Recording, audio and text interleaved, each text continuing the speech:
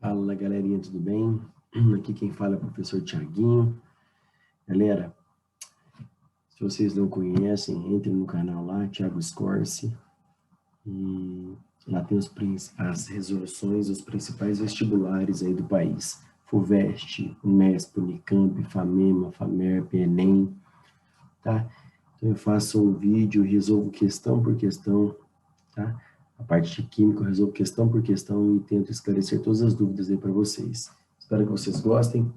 Hoje eu vou resolver com vocês as questões da FUVEST 2022, primeira fase. Vamos lá? Sejam bem-vindos. Primeira questãozinha. A produção do vidro tem por base a modificação da estrutura cristalina do quartzo, por meio do seu aquecimento e da adição de óxidos alcalinos, dentre eles o Na2O. Esse processo adiciona cátions sódio à estrutura do quartzo, tornando-a amorfa. Alguns vidros, como os utilizados em telas de smartphones, passam ainda por processo de troca iônica, trocar de íon, para aumentar a resistência a quedas e riscos. Para isso, o vidro é banhado em uma solução salina contendo íons potássio. Então, já deixou bem claro que você há uma troca de íons. Tira o íon sódio, coloca o íon potássio. Isso faz com que o smartphone fique mais resistente a quedas e riscos. Dessa forma, o potássio substitui o sódio, sem que o volume do vidro se altere. Então, o volume não é alterado. Então, com base nessas afirmações, é correto afirmar que os íons potássio, então ele fala íon. Então, o que você tem que lembrar, galera? Tanto sódio quanto potássio, sódio, Na, potássio, K, estão na família 1A da tabela periódica. Então, como ele falou, íons, elementos da família 1A, tem carga mais 1. Então, não é um átomo neutro, é o íon, certo? Então, vamos lá. Então, nós sabemos que o Na tem carga mais 1. Você vai na tabela periódica, o Na tem número atômico 11. Como é o íon, ele é um elemento da família 1A, ó, número atômico 11, olha a distribuição dele, ó. Como fica, galerinha? 1s2, 2s2, 2p6, 3s1, 11. Bom, como ele fala o íon, como ele é da família 1, o que acontece? 1A, ó, ele tem um elétron na camada de valência. Então, para participar de ligações químicas, obedecer a teoria do octeto, o que ele faz? Ele doa esse elétron para ficar com 8 elétrons na camada anterior. Por isso que a carga dele é mais 1. Esse é o íon, esse é o cátion, que é o íon positivo. Esse é o cátion sódio. Beleza? Então, o cátion sódio é o 11 Na+. Bom, o cátion tem duas camadas.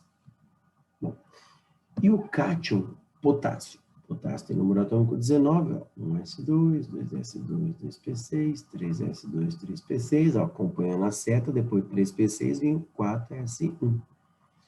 Tá? Lembrem, diagrama de Linus-Pauling, acompanhando sempre as setinhas na distribuição eletrônica. Bom, tá isso 19. Como ele tem um elétron na camada de valência, ele vai perder esse elétron para ficar com 8 elétrons na camada anterior. Então, ele se transforma no cátion potássio. Bom, vocês podem observar que o cátion potássio, ele tem 3 camadas. O cátion sódio, ele só tem 2 camadas. Então, o potássio, ele substitui o sódio. O potássio tem maior número de camadas. Então, ele é um átomo, ele é um íon, maior que o sódio. Então, olha a alternativa A. Os íons potássio, olha lá, são maiores realmente que os íons sódio. Correto. Por quê? Porque o potássio tem maior número de camadas. Dessa forma, a estrutura torna-se mais preenchida. Mais preenchida por quê?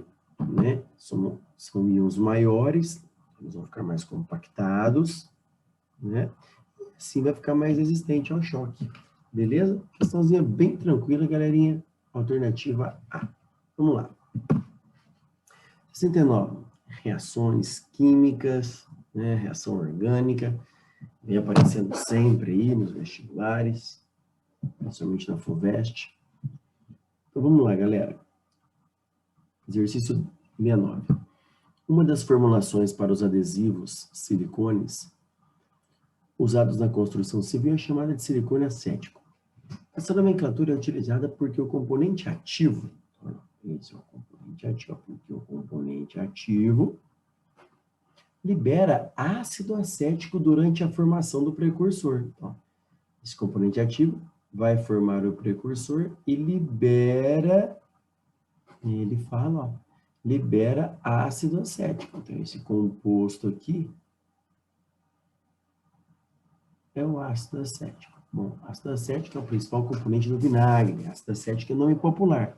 O nome da IUPAC, né, que você teria que lembrar, é ácido etanóico. Ele colocou o símbolo ROH. Bom, quem que é o ácido etanóico? Ácido etanóico é um ácido carboxílico, então tem C dupla OH. Beleza?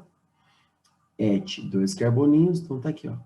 2 carboninhos. Então, tá aí a fórmula do ácido etanóico. CH3, C dupla O, OH. Beleza? Então, olha isso. Ele simplificou o ácido acético todo por ROH. Peraí, o OH tá aqui.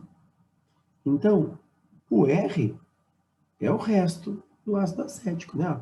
Ele simbolizou por ROH, tira o OH, o restante, ó, o CH3C dupla O, isso tudo é o R. Era o macete do exercício.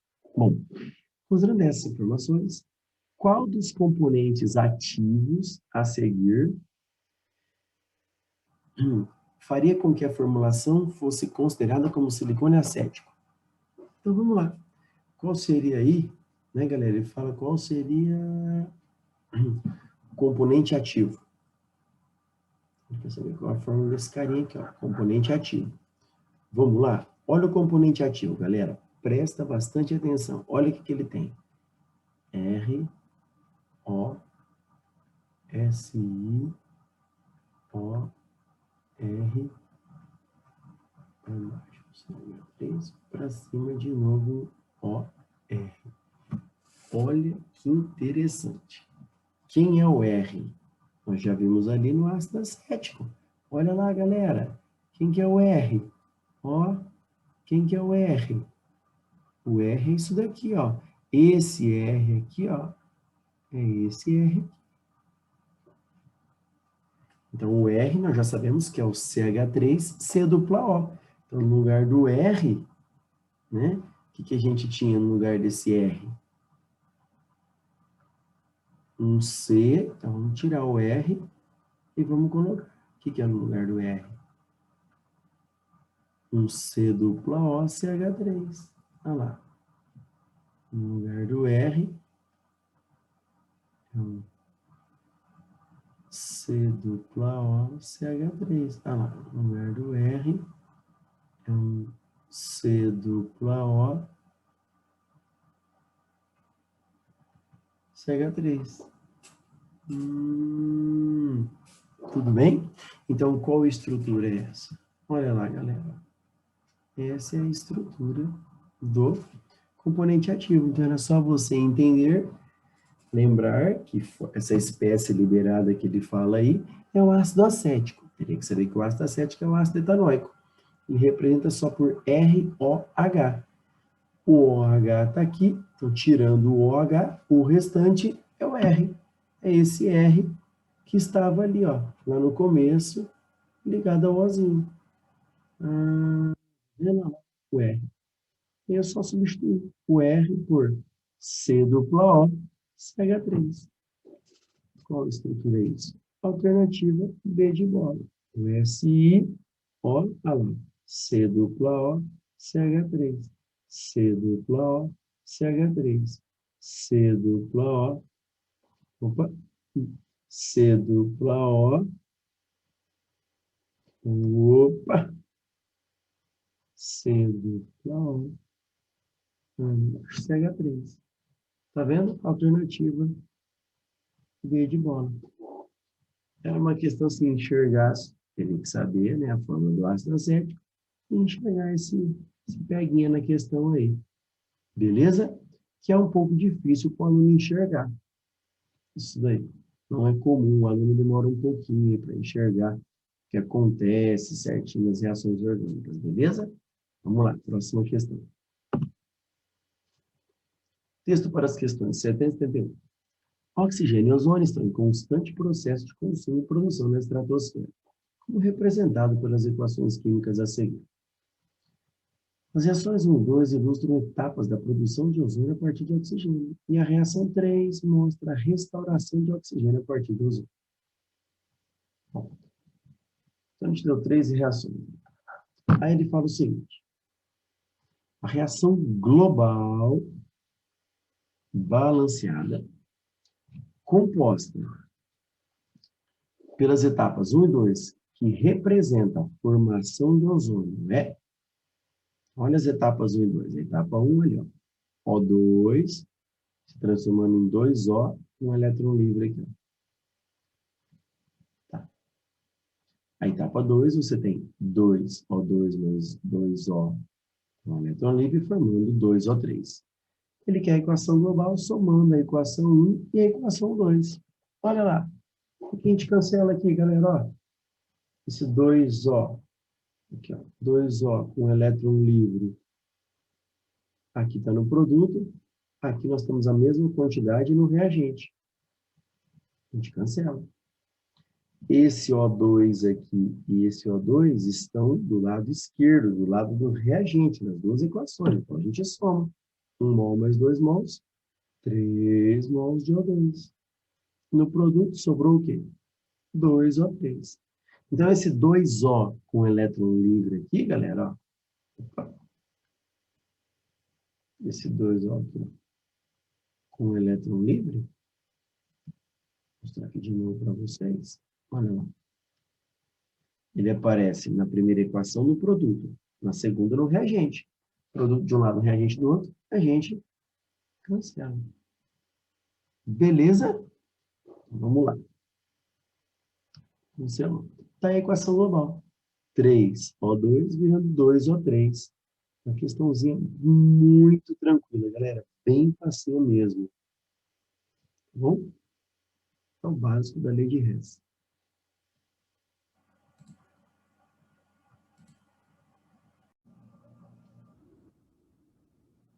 Próxima questãozinha, galera. 71. Então tá aí. Coloquei o texto novamente, a tabelinha com as 3 reações. Ele fala o seguinte. Olha lá a pergunta. O ΔH2 relacionado à reação 2, né, pode ser calculado a partir dos dados fornecidos para as reações 1 e 3. O valor de ΔH2 em quilocalorias por mol de O2 consumido é igual a... Gente, essa questão eu achei bem difícil mesmo, e vou falar por quê. Vou mostrar por quê para vocês. Primeira coisa, ele quer saber o ΔH da reação 2. Então, eu copiei ele em cima. Tá? A reação 2. Olha. Essa reaçãozinha. 2O2 mais 2O com elétron livre, formando 2O3. Certo? Então, tá aqui. Ó. Ele quer saber o ΔH dessa reação. Baseado, né, você vai calcular o ΔH dessa reação baseado nas outras duas, que é a reação 1 e 3. Então, nós vamos aplicar a lei de Hess, mas olha o peguinho, galera. Antes de continuar qualquer coisa. Ele fala que o ΔH, olha lá a primeira reaçãozinha aqui, só para você entender. ΔH, quilocaloria por mol de O2. Então, peraí. Por mol de O2. Então, olha lá, essa é a equação 1. Eu tenho 1 mol de O2. Beleza, então esse ΔH está certinho. Não preciso fazer nada com ele. Já é o valor correto. Agora, olha a reação 3. Eu tenho, olha lá, 3 mols de O2. Então, esse ΔH não corresponde a esses 3 mols de O2. O ΔH deixou bem claro, galera. Ele deixou bem claro. Olha lá, ó, ΔH, quilocaloria por mol de O2. Para cada mol. Então, esse mais 21 aí é para cada mol de oxigênio. Como aqui a gente tem 3, o ΔH dessa reação não é mais 21. É mais 21 por mol de O2. Como ali na equação são 3 mols, então é 21 vezes 3. Então, o ΔH dessa reação, correto, é 63 quilocalorias. Isso é muito difícil o aluno prestar atenção. Tá? Então, deixou bem claro, é 21, esse valor aí, ó, 21 é por mol de O2, para cada mol. Só que nessa equação a gente tem, ó, 3 mols. Então, vai ser 3 vezes mais a energia. Então, eu vou ter que usar esse valor, 63. Bom, então tá aqui a equaçãozinha agora tá certa. É 2O3, a terceira equação é essa daí, ó. 2O3 virando 3O2 e o ΔH mais 63 quilocalorias. Tá bom? Bom, essa equação vermelha, galera, é a equação problema. Quem quer calcular o ΔH. Então, eu vou trabalhar com as equações 1 e 3, vou organizar essas equações 1 e 3, posso inverter, multiplicar, dividir, mas de uma tal forma que a hora que eu somar a equação 1 e 3, eu caia na equação 2. Qual é o macetezinho que a gente explica, né, em termoquímica? É o seguinte, ó, tudo vai ser baseado na equação problema. Então, olha a equaçãozinha problema. O que a gente tem? Olha lá. O2. Então, o que você vai fazer? Você vai observar. Eu tenho O2. O que você vai fazer? Você vai observar. Onde eu tenho a substância O2? Na primeira equação ou na terceira? Ó, eu tenho O2 na primeira e na terceira. E o O2 aparece em 2 equações? Sim. Então, o que você faz com o O2? Pula, deixa. 99,9% dos casos vai dar certo no final. Beleza? Então, o que nós vamos fazer? Eu vou pular, galera. Você pula, esquece o O2, então. Tá? Esquece ele. Vamos para a próxima substância que a gente tem na equação problema. 2O com elétron livre. Aí. 2O com elétron livre. Onde que nós temos 2O com elétron livre? Na primeira equação, na terceira ou nas duas? Só na primeira, ó. Olha a primeira equação, ó. 2O com elétron livre. Ó. Na terceira equação não tem o 2O com elétron livre. Só a primeira. Ah, então é ela que eu vou organizar. Então vamos lá. Na equação problema, a gente precisa de 2O com elétron livre. Na primeira equaçãozinha ali, ó, nós temos 2O com elétron livre, do jeitinho que eu preciso. Qual é a diferença? Que lá na equação problema, ó, vou circular ali, ó, esse 2O, vou apagar o resto aqui. Esse 2O com elétron livre, na equação problema aqui, ele tem que estar do lado esquerdo da seta, ó, do lado do reagente. Lá na equação 1, ele aparece no produto. Então, eu vou ter que fazer o que com essa equação? Eu vou ter que inverter essa equação para que o 2O com o elétron livre ali fique do lado do reagente, que é do jeito que eu preciso na equação problema. Que é essa equação vermelha grandona aí. Beleza? Então, eu vou ter que inverter essa equação 1 para o 2O com o elétron livre ficar do lado esquerdo para ficar do jeito que eu preciso na equação problema, que é essa equação que tem asterisco. Tá bom? Então, invertendo, esse 2O com o pontinho aí, que é produto, olha ali, ó, vira reagente. O O2, que era reagente, olha lá, vira produto. E o ΔH, que era menos 118, ó, ficou mais 118. Ok? Vamos lá. Vamos lá na equação problema de novo, a equação vermelha lá em cima. Ó, o que a gente tem nela agora? Eu preciso de O3. Aonde aparece O3? Ó, o O3 aparece apenas na terceira, porque a equação 2 é que eu quero saber o ΔH. Então, eu vou usar só a equação 1 e 3. O O3 aparece só na equação 3. Olha lá. Vamos lá na equação problema, lá em cima, aquela de vermelho. Eu preciso de 2 mols de O3. Ó, na equação 3 ali, ó. Eu tenho 2 mols. Então, não preciso nem multiplicar, nem dividir, tá? Do jeitinho que eu preciso. Então, vamos lá. Eu preciso, lá na equação problema, de 2 mols de O3 no produto. Olha a reação 3.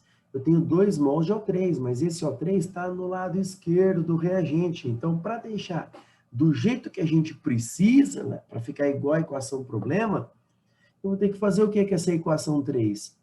Também inverter. Para que, assim, o 2 mols de O3 fique do lado direito, que é do jeito que eu preciso na equação problema. Então, tudo é baseado na equação problema. Você vai organizar as reações 1 e 3 para as substâncias ficarem do jeitinho que a gente precisa na equação problema. Então, invertendo a reação 3, a gente fica, né? Os 2 mols de O3 que estão no reagente, olha lá, vão para o produto.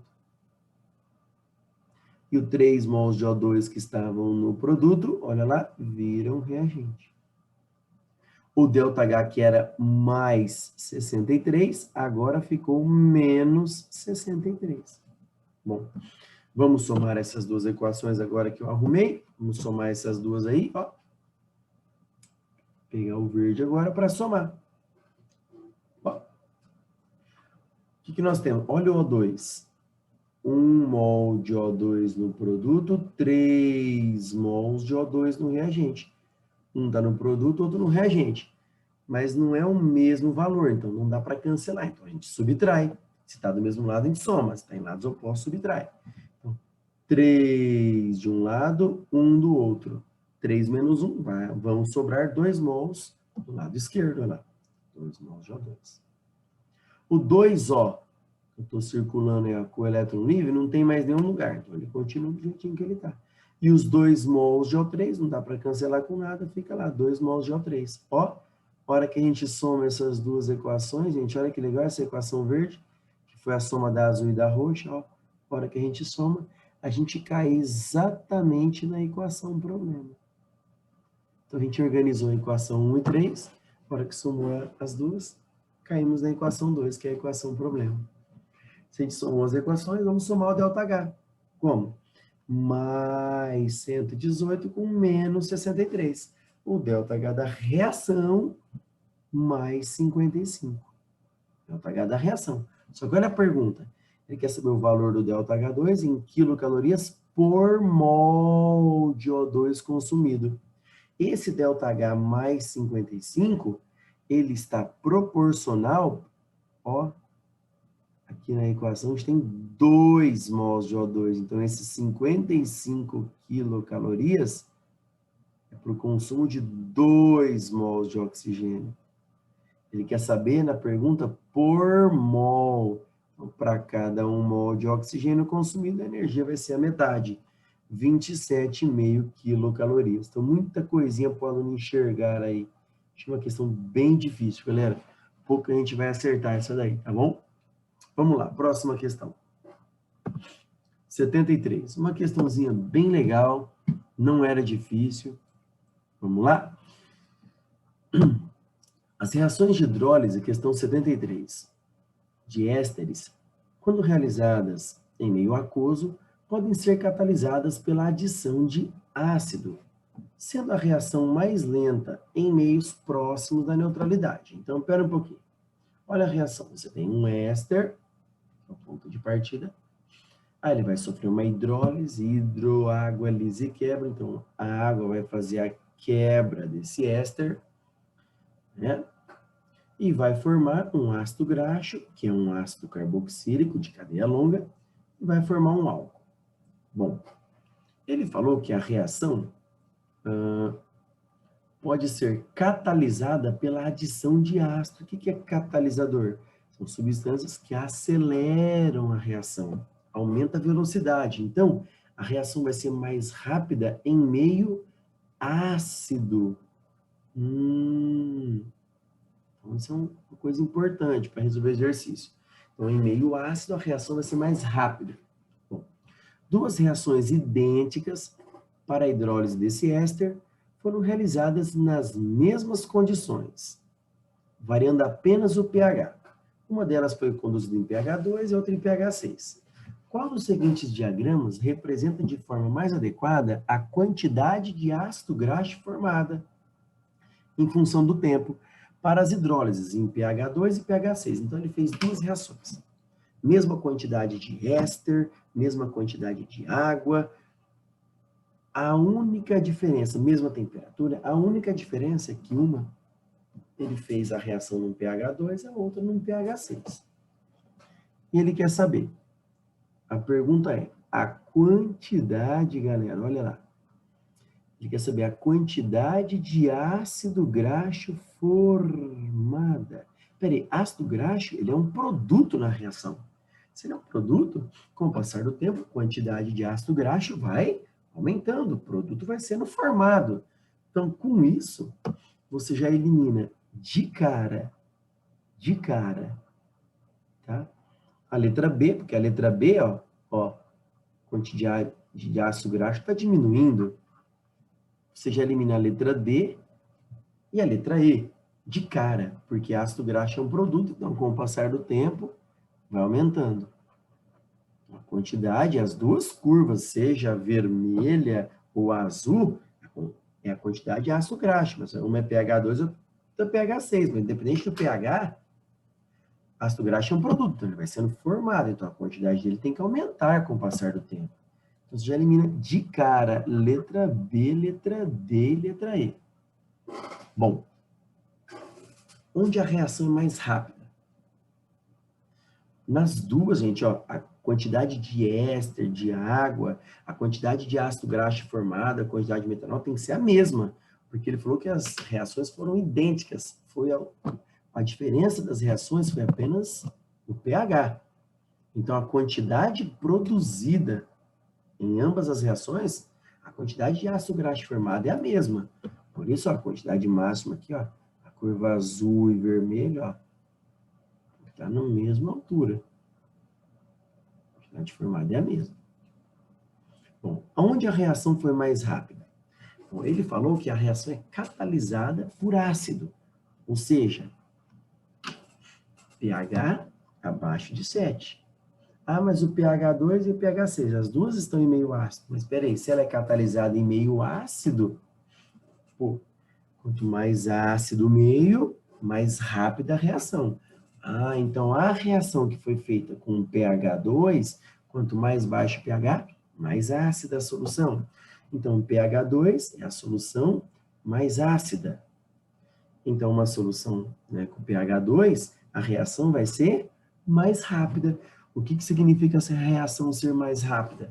Ela vai produzir a mesma quantidade num tempo menor. Ah, então vamos lá. Com isso a gente chega na alternativa A. Por quê? Olha lá, a solução de pH 2 foi a reação mais rápida. Por quê? Olha lá, você concorda que a partir desse momento aqui, ó, desse tempo aqui, ó, já chegou na quantidade máxima, então só manteve a reta azul. Agora, a curva vermelha, para chegar na quantidade máxima, foi a partir desse momento que ela atingiu o pico.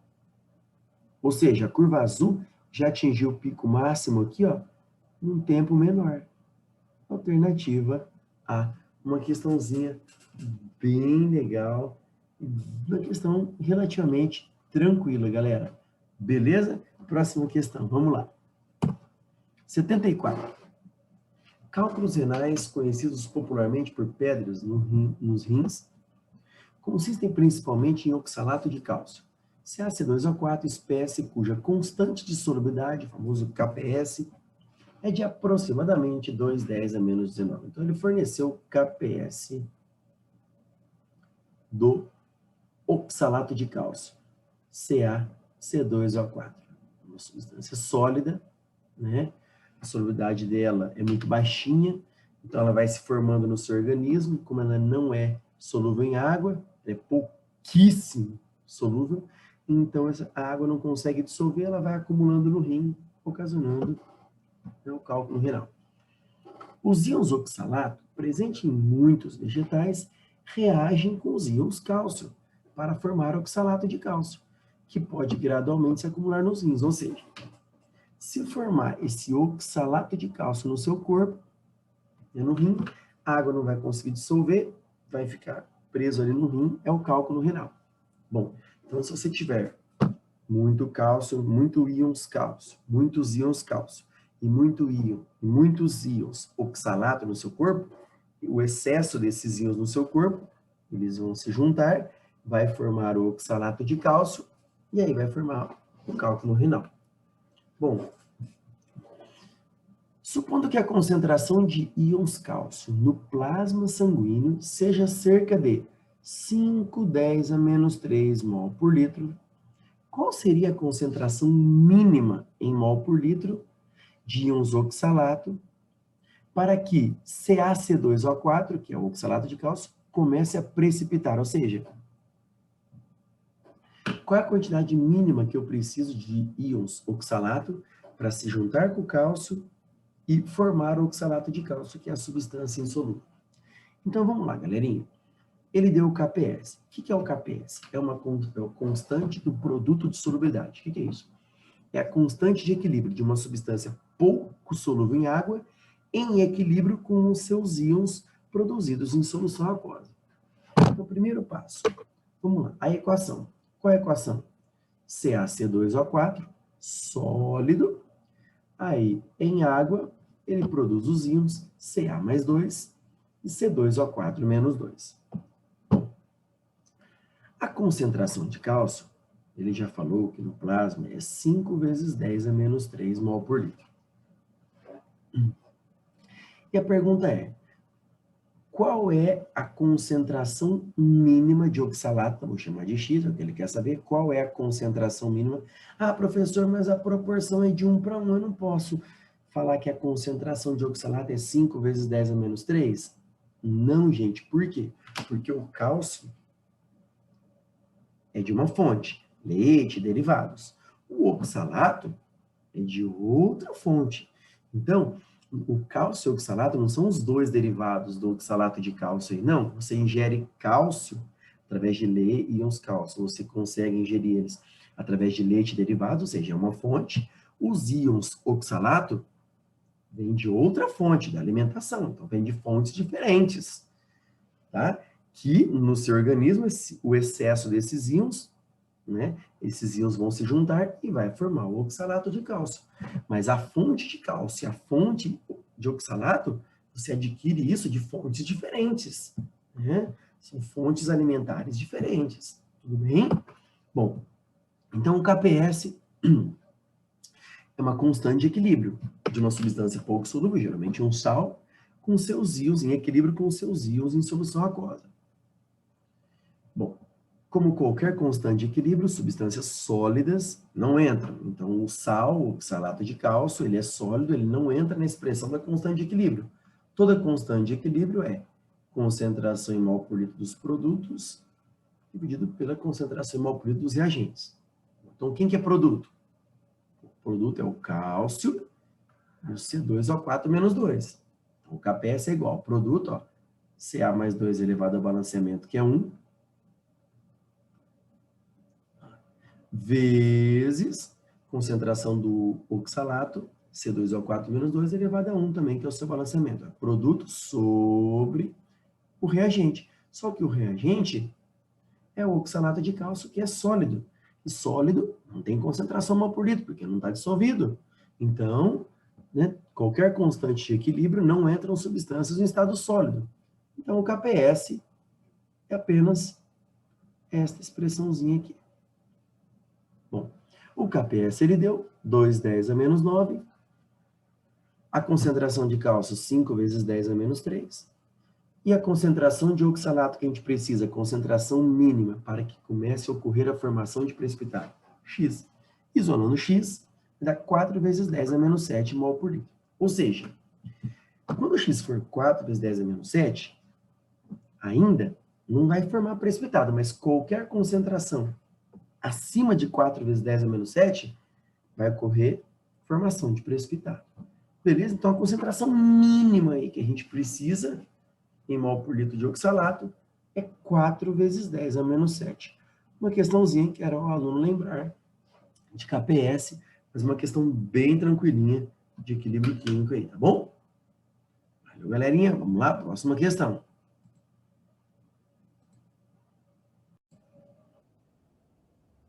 Questão 75. Um marcador radioativo foi injetado em um ponto de um cano de água. Então, eu coloquei esse marcador radioativo lá no caninho de água. A água vai levar esse marcador radioativo para frente, né, de acordo com o fluxo de água. Então, aqui está o cano, tá vendo? Essa linha branca aqui, ó. Cano com o marcador dentro. Essa linha branca aí, opa, essa linha branca é o cano. Eu coloquei o marcador radioativo ali. Colocou lá. Cano com marcador radioativo dentro. Então, eu coloquei no caninho de água, a água vai levar esse marcador radioativo e aí ele vai fazer o seguinte, e na sequência com um detector sobre o solo, então sobre o solo, ele coloca um detector que foi medindo a radioatividade ao longo do percurso do cano, né? Tem um fluxo de água, né, que vai da esquerda para a direita, e ele foi medindo lá em cima, um detector de radiação foi medindo a radiação nesse cano aí. Bom, a figura a seguir esquematiza o local de injeção do marcador. É o local. Injeção do marcador aqui. Bom, e o perfil da radioatividade detectada ao longo do cano. Essa é a alternativa que melhor explica o perfil. Bom, olha, deu a radioatividade em função da distância ao longo do cano. Bom, ó, pessoal, onde você coloca, né, eu coloquei aqui nesse ponto, né, local da injeção. Aqui, ó. Colocou aqui, ó. Logo que você coloca, se você já medir a radiação no solo, está todo acumulado ali, aquele material radioativo. Então, a concentração ali é alta. Bom, aí depois, aconteceu no ponto 2, por que a radioatividade aumentou? Porque o que acontece? Esse detector não está lá no nível do Sol, não está lá em cima? Por que ele calculou que nesse tempo 2 uma quantidade radioativa muito alta? Porque provavelmente esse detector está onde? Na água, dentro do cano. Provavelmente aqui, esse cano teve uma fissura, o cano quebrou, e aí ocorreu um vazamento da água para o solo. Então, você teve um vazamento grande de água para o solo, então acumulou uma grande quantidade de material radioativo aí nesse pedaço. Por isso que o detector, né, marcou uma quantidade alta de radioatividade. Porque provavelmente o cano quebrou e essa água vazou para o solo, então acumulou material radioativo ali. Depois, no ponto 3, a quantidade diminui novamente, voltando, né, no seu curso normal. E no ponto 3, comparado ao tempo 1, ó, a quantidade de radiação no ponto 3 é menor do que no ponto 1, porque provavelmente já passou às vezes, né, não sei quanto tempo ele ficou, mas o tempo de minha vida é 15 horas. Então, a cada 15 horas, essa quantidade de material de radioativo, né, ele vai se desintegrando, vai caindo pela metade. Então, a tendência é diminuindo cada vez mais. A cada 15 horas, essa quantidade vai caindo pela metade. Beleza? Então, lógico, nunca, do 3 para 1 não caiu exatamente pela metade, mas é menor, ou seja, o elemento foi desintegrando. Então, com o passar do tempo, a quantidade a tendência é diminuindo cada vez mais. Beleza? Então, com isso, alternativa B de bola. No trecho 2, provavelmente ocorreu uma fissura no cano, o que resultou em um acúmulo de marcador nesse trecho do solo, né? O cano quebrou, a água com material radioativo vazou para o solo, acumulou, o detector ali aumentou muito. Beleza? Questãozinha bastante tranquila, mas né, exigia a interpretação aí do gráfico aí. Vamos lá. 73. 76. O hidróxido de alumínio, LH3, ao precipitar em solução aquosa, forma um sólido gelatinoso, que pode ser usado como agente floculante em tratamento de água. Essa precipitação pode ocorrer pela adição de um hidróxido solúvel a uma solução aquosa ácida contendo um sal de alumínio solúvel, como a LCl3. Entretanto, adicionando-se excesso de hidróxido ao meio, há a formação de íons AlOH4-, espécie solúvel em água, e o precipitado se solubiliza novamente. Dessa forma, dependendo do pH do meio, uma dentre as espécies, a LOH4-, a LOH3 ou a L+3, estará presente na solução em quantidade maior que as demais, como exemplificado no esquema. Então, dependendo do pH do meio, em pH ácido aqui vai prevalecer a espécie A, em pH de 6 a 7, neutro vai prevalecer a espécie B, em pH alcalino vai prevalecer a espécie C. Bom, a alternativa que mostra corretamente qual das espécies estará em quantidade maior que as duas outras, em cada faixa de pH é uma questão que você vai por exclusão, galera. Uma questão achei bem chatinha, viu? Tive que ler umas 2 vezes esse texto aí para entender ela certinho. Mas olha lá. Ele fala o seguinte: qual espécie que vai prevalecer em cada intervalo de pH? Por exclusão, galera. Olha aqui. Na parte verde, ele falou no texto: essa precipitação pode ocorrer pela adição de um hidróxido solúvel a uma solução aquosa ácida. Essa solução aquosa ácida contendo um sal de alumínio solúvel como a LCl3. Então, o que ele falou? Você tem uma solução aquosa ácida contendo um sal solúvel de AlCl3. Então, a LCl3 em meio ácido, ele é um sal solúvel, então ele está totalmente dissociado em Al+3 e Cl-. Então, o que acontece? Isso ocorre em meio ácido, uma solução aquosa ácida. Então, em meio ácido, o que nós vamos ter? Predominando Al+3 e Cl-, mas o Cl- não tem nenhuma alternativa, ele está falando só dos substâncias que contêm alumínio, Al+3, a LOH4- e a LOH3. Então, se eu tenho esse sal em meio ácido, que é o AlCl3, se ele é solúvel, o que é meio ácido? pH abaixo de 7, então em pH abaixo de 7, é um sal solúvel, vai predominar a espécie Al+3.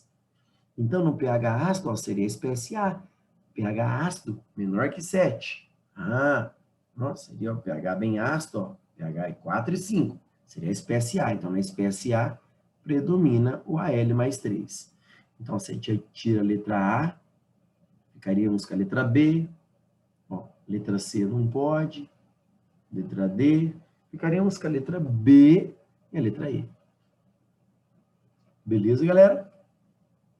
Bom, aí, ele fala o seguinte, continuando a leitura.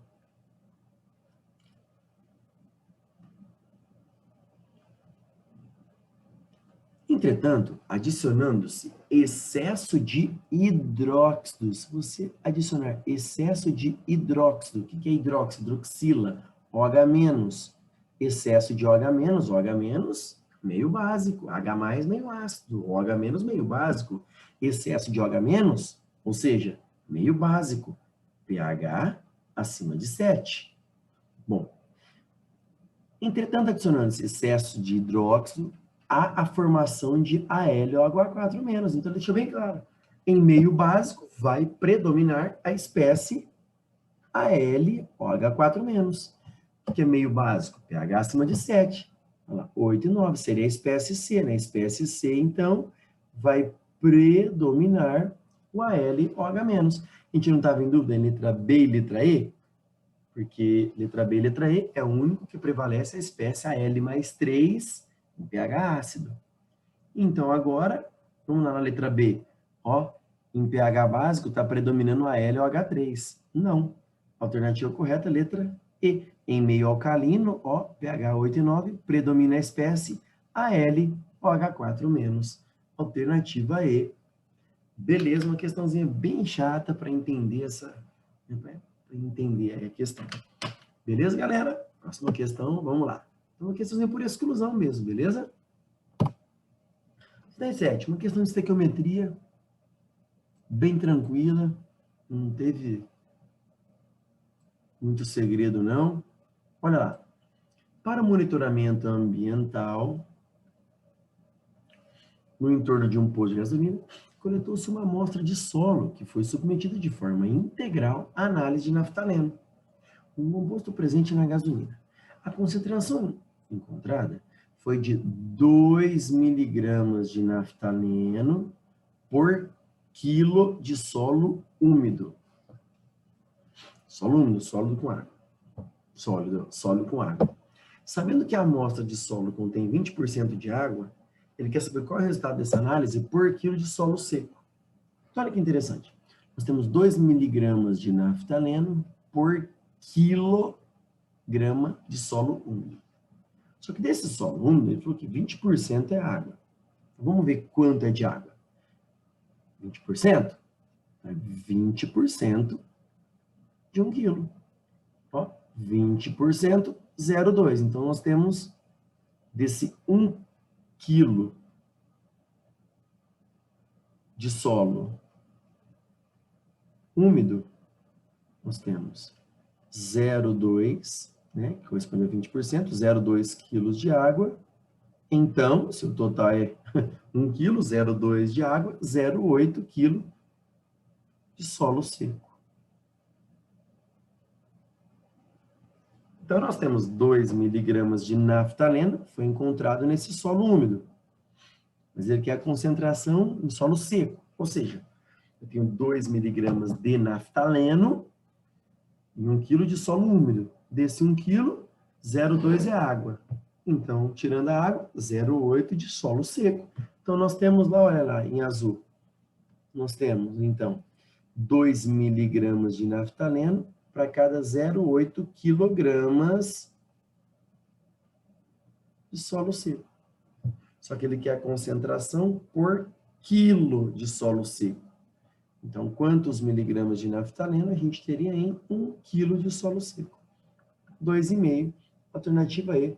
Uma questão, gente, de estequiometria, né, sem segredo.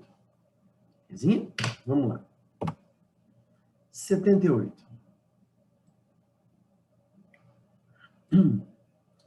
O cátion Ba+2 pode apresentar toxicidade aos humanos. O cátion, o íon, dependendo de sua concentração em forma química. Por exemplo, o BaSO4, ele é pouco tóxico. Por quê? Ele é usado em contraste radiológico, mas por que ele é pouco tóxico? Por ser insolúvel. Então, se esse sal BaSO4 é insolúvel, não reage, não dissolve em água, não, porque se fosse solúvel, ia dissolver em água, ia liberar o íon, Ba+2, e aí é tóxico. Então, como ele é um sal insolúvel, ou seja, não dissolve em água, não vai liberar íon, então ele não é tóxico, porque o problema é o Ba+2, o íon, e o íon é liberado através de sais solúveis. BaSO4 é insolúvel, então não vai liberar o Ba+2, então ele é usado em contraste radiológico, não é tóxico. Enquanto o BaCO3 e o BaNO3,2 são muito tóxicos, pois liberam Ba+2 no organismo. Então, vai liberar Ba+2, e aí Ba+2 no organismo é tóxico. Em um laboratório foram feitos 2 testes de solubilidade para identificar o conteúdo de 3 frascos não rotulados, que poderiam ser BaNO3,2, BaCO3 e BaSO4. Os resultados dos 2 testes de solubilidade são apresentados a seguir. Aí. Então, o teste 1, olha, pegou o frasco 1, o que é o teste 1? Colocou água destilada, água pura, sem sal dissolvido, né? Água pura. E o teste 2, ele colocou HCl. E ele viu o resultado. No frasco 1, quando colocou em água destilada, ele é insolúvel, então não dissolveu em água, não houve liberação de gás. Depois ele colocou a substância para reagir com HCl. O frasco 1 O sal é insolúvel, não reagiu com HCl, não houve liberação de gás. Depois o frasco 2 e 3. E a pergunta é, considerando os ensaios realizados, indique quais são os compostos contidos nos frascos 1, 2 e 3. Se você observar, gente, de todos os frascos, preste atenção. No teste 1, não houve liberação de gás, não houve liberação de gás, não houve liberação de gás. Então, quando colocou em água, não teve liberação de gás, nenhum dos sais com água não liberou gás nenhum. Agora, no teste 2, primeiro, não houve liberação de gás, houve liberação de gás e não houve liberação de gás. Então, espera um pouquinho. Das três substâncias, né, do BaSO4, BaCO3 e o BaNO3,2, somente uma dessas três substâncias reagiu com HCl, produzindo um gás. Então, peraí. Então, eu fiz a reação dos três, Fiz uma reação de BaSO4 com HCl, Ba mais 2 e SO4 menos 2, H mais Cl menos, Aí fiz uma reação de dupla troca, Ba mais 2 com Cl menos, BaCl2. SO4 menos 2 com H mais, H2 e SO4. Aqui não teve liberação de gás. Ácido sulfúrico não é ácido instável. Então, ele não se decompõe. Depois eu peguei o BaCO3. Ba mais 2, CO3 menos 2, H mais Cl menos. Ba mais 2 com Cl menos, BaCl2. CO3 menos 2 com H mais, numa reação de dupla troca, né? Positivo de um com negativo do outro. H mais com CO3 menos 2, a gente vai formar H2CO3. Aí o aluno tem que lembrar, teria que lembrar, que ácido carbônico é um ácido estável, é o ácido presente nos refrigerantes. Quando você abre o refrigerante, a primeira coisa que você vê é a formação de bolhas. Por quê? Ácido carbônico é um ácido instável, se decompõe em gás carbônico e água. Ah, então ocorreu a liberação de gás. Então, o recipiente que teve a liberação de gás, que foi o frasco 2, esse recipiente só pode ser o BaCO3. O recipiente do frasco 2 só pode ser o BaCO3. Então, já elimina a letra B, letra D e letra E. Frasco 2 tem que ser o BaCO3.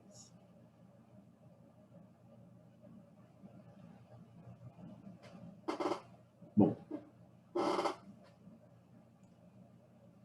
Aí o que acontece?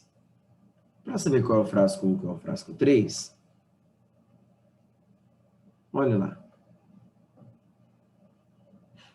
No teste número 1, olha o que acontece. O frasco número 1, em água, ele é insolúvel, não houve liberação de gás. Bom, não houve liberação de gás, o frasco 3 também não houve liberação de gás. Só que olha a diferença, galera. O frasco número 1, ele é insolúvel. Já o frasco número 3, ele é solúvel. Então, qual destes sais, né? Já vimos qual é o BaCO3, então falta o BaSO4 e o BaNO3,2. Um pouquinho decoreba, porque quando a gente trabalha a solubilidade de sais, é fácil saber se um sai é solúvel ou precipitável, né, insolúvel. Tem uma tabelinha que a gente passa, e quando eu passo a matéria, eu passo uma musiquinha. Se esta rua fosse minha, eu mandava ladrilhar. É esse ritmo que passa os principais casos de solubilidade, que quando aparece, com essa musiquinha você mata. Tem muito, a tabela é grande, mas com essa musiquinha você mata os principais casos. Essa musiquinha assim, naquele ritmo. Se esta rua fosse minha. Os nitratos e acetatos são solúveis. Sais de amônio e alcalinos também são. Ou seja, os nitratos e acetatos são solúveis. Ou seja, todo sal formado por nitrato, NO3-, e todo sal formado pelo acetato são sais solúveis. Então, eu pego assim, por exemplo, NaNO3, ó, tem nitrato no sal? Tem, então ele é solúvel. Então, com esse pedacinho da música, não nem vou cantar inteira aqui agora, mas o comecinho dela fala assim, ó, os nitratos e acetatos são solúveis, sais de amônio e alcalinos também são. Aí continua assim, ó, os cloretos, brometos e iodetos, e o sulfato é que tem as exceções. O que é exceção? Quando vai formar precipitável. Então, aqui ele fala, ó, os nitratos e acetatos são solúveis. Então, com essa informação, galera, a gente já poderia matar aqui, ó, nitrato. Este sal aqui, se é de nitrato, é solúvel. Se é solúvel, só pode ser o frasco número 3, que é o sal solúvel. BaNO3,2. Com isso, apenas alternativa A. Belezinha, galera? Valeu! Até a próxima, se Deus quiser.